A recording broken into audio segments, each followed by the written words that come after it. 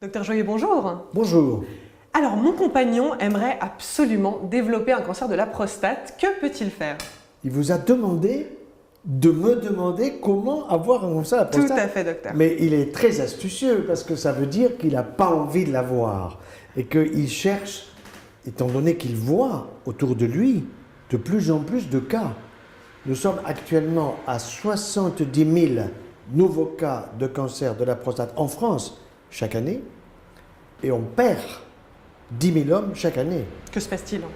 Alors, il se passe, si vous voulez, que le cancer de la prostate, d'abord, c'était, il y a quelques années, un cancer de l'homme très âgé. C'est-à-dire, on va prendre un exemple très simple. Si vous prenez 100 hommes aujourd'hui comme hier, qui meurent à 100 ans et un jour, et on va vérifier la prostate pour voir s'il y a du cancer, ben, pratiquement chez 90, il y a du cancer. Donc, ils ne sont pas morts du cancer de la prostate. Simplement, on sait que le cancer de la prostate est une forme de vieillissement de la prostate. Mais un vieillissement naturel quand vous l'avez à 100 ans, mais qui n'est pas naturel quand vous l'avez à 40 ans ou à 35 ans. Bien. Alors, si votre compagnon veut avoir un cancer de la prostate précocement, ce n'est pas très compliqué. Il faut savoir que la prostate est très hormonodépendante. Comme le sein de la femme est hormonodépendant des estrogènes et de la progestérone, eh bien, la prostate de l'homme est dépendante de la seule hormone fabriquée par les testicules de l'homme qui s'appelle la testostérone. Bien.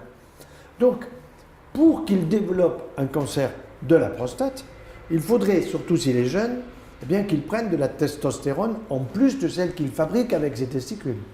Ça s'appelle le dopage. Quand un jeune homme prend du dopage pour faire du vélo, pour faire de l'athlétisme, pour faire du bodybuilding en particulier, pour faire du muscle, eh bien, la plupart du temps, il ne le sait pas, il prend des hormones. Quand je dis D, c'est une. Il prend une hormone anabolisante, et cette hormone, elle stimule non pas seulement sa prostate, mais elle va stimuler ses muscles, elle va stimuler tout le reste de son organisme, donc il va être avec des muscles très importants, vous voyez, très musclés, mais en même temps, il abîme sa prostate et le danger, c'est qu'à 39 ou 40 ou 45 ans, il fasse un cancer prostatique. J'en ai vu un cas à 39 ans de cancer de la prostate, et lorsque on m'a présenté le patient, j'ai dit tout de suite, vous faites monsieur du bodybuilding. Il me dit, mais comment vous le savez? Parce qu'on ne peut pas avoir un cancer de la prostate à 39 ans sans prendre des hormones qui sont dangereuses pour soi-même. Bien. Ça, c'était votre plus jeune cas de cancer de la prostate. Bon. Maintenant, la plupart des cas que nous voyons aujourd'hui, ils ont plutôt, disons, entre 50 et 70 ans. À 70 ans, c'est quand même moins grave qu'à 50.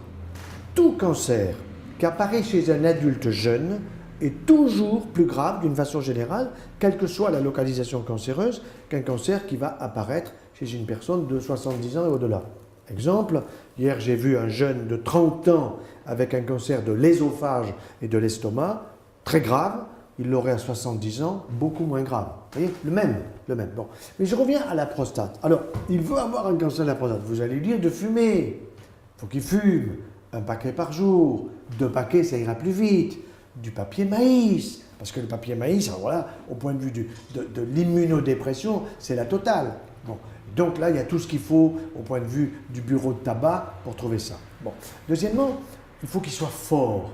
Qu'il soit fort, ça veut dire quoi? C'est pas fort dans sa tête, mais qu'il soit fort, comme on dit d'un homme fort, qu'il soit gras, qu'il ait du gras. Qu'il ait du gras dans son corps. Et le gras dans le corps, très souvent, chez la femme, il va se situer assez souvent dans les seins. Chez nous, les hommes, dans le bassin. Ce n'est pas pareil. Et le bassin, c'est la partie basse du corps. Ça veut dire qu'il y a une masse grasse, si vous voulez, qui est une masse grasse que l'on connaît très bien sur le plan du métabolisme, qui est une masse grasse cancérigène. Une femme qui a trop de poids, du gras, un homme qui a trop de poids, du gras, c'est cancérigène. Chez la femme, les seins, chez l'homme, la prostate. Donc nous voyons des hommes aujourd'hui qui ne mangent pas, ils bouffent. Ils bouffent. Ça veut dire quoi? Ça veut dire qu'ils prennent énormément de sucre, aussi d'alcool, alcool fort, whisky, Pernod Ricard, gin, vodka, tout ce que vous voulez, plus du vin blanc, du vin rouge. Je ne suis pas du tout contre le vin, je ne suis pas du tout contre les alcools. Le problème, c'est la modération. Or là, l'homme est assez immodéré d'une manière générale. Et c'est là que vous avez un rôle important pour freiner un peu le compagnon en lui disant tu as autre chose à faire que de prendre tous les jours un whisky, que de prendre tous les jours une vodka, que de fumer encore une cigarette. Vous voyez? Donc, et souvent, cet alcool, cette cigarette, c'est un anti-stress. Les hommes sont stressés aussi, il n'y a pas que les femmes qui sont stressées. Donc le stress est un facteur. Mais ce n'est pas que le stress en tant que tel, c'est le stress par les conséquences.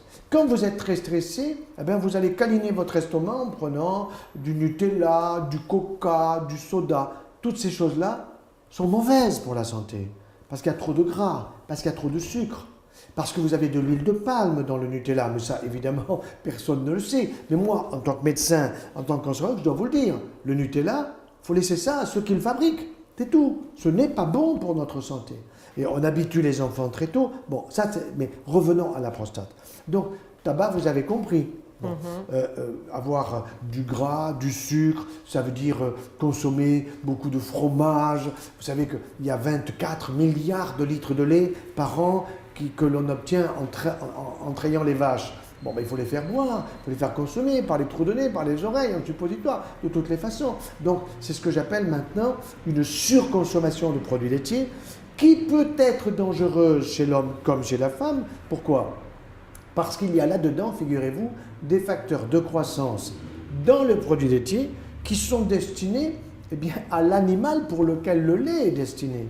Or, la vache fait du lait pour son veau, la chèvre pour son chevreau, la brebis pour son agneau, la maman pour son enfant. Bon. Or, dans le lait d'une mère pour son enfant, vous avez des facteurs de croissance formidables pour aider l'enfant en une année à prendre 5 kilos. Mais au bout d'un an, le gosse, il est intelligent, il reconnaît papa, maman, les frères, les soeurs, les voisins, il commence à jouer, il commence à marcher, il commence à courir. Le veau, excusez-moi, un an plus tard, il est aussi con que quand il est né, mais il pèse 365 kilos, tandis que votre fils, il en pèse 5 kilos, votre fille. Vous comprenez? 365 kilos. Donc ça veut dire que dans le lait du mammifère qui s'appelle la vache, il y a des facteurs de croissance qui sont très importants pour l'animal. Or, quelque chose qui est très intéressant.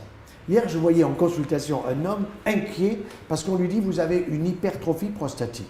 Alors, il a entendu hypertrophie, tu allais voir le dictionnaire, une grosse prostate. Bien. Je regarde son dossier, il avait une prostate à 40 cm3, un peu grosse. Moi, j'en vois d'autres qui ont 100 cm3. Or, 100 cm3, ça, c'est la prostate du veau. L'homme doit avoir une prostate de 30 à 40, pas plus.